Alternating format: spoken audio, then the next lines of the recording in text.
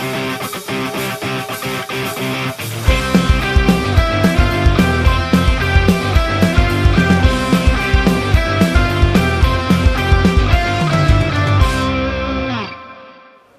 maat! Hallo julle.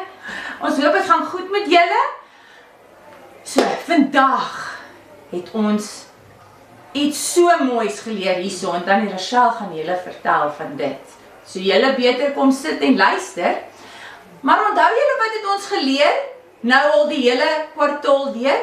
God het vir ons 'n wapenrusting gegee, né?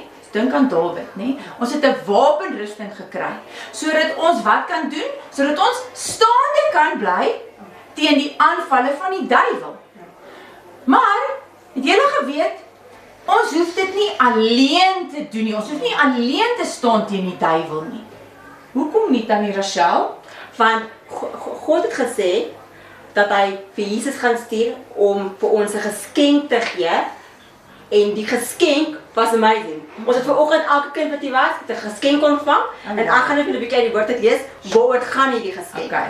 So die geskenk sê is Johannes 26 wat vir ons sê Johannes 14 vers 26 wat vir ons sê, maar die trooster wat die Heilige Gees is, hy is die geskenk.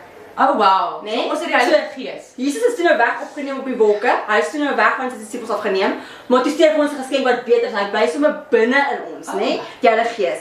Wat die Vader in my naam sal stuur, het hy gesê. Hy sal julle alles leer en hy sal julle herinner vir alles wat julle hy vir julle gesê het. So hy gaan heeltyd vir julle sê wat reg is en wat verkeerd is en hy gaan heeltyd by julle wees, in julle wees, om jou wees. Oh wow. It's amazing. Yes. Ja. Nou maatjies, wie van julle wil daai geskenk hê? Ek weet ek wil. Verseker. Ek wil. So ons wil vandag saam met julle bid, sodat jy ook daai geskenk kan kry.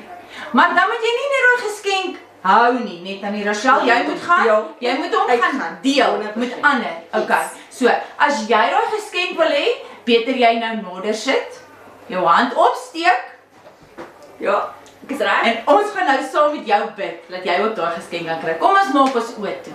Goed, kom ons bid. Sê, dankie Jesus, dankie dat U nou in my lewe inkom en dankie vir die geskenk wat U vir ons gegee het, die Heilige Gees, wat nou in my is.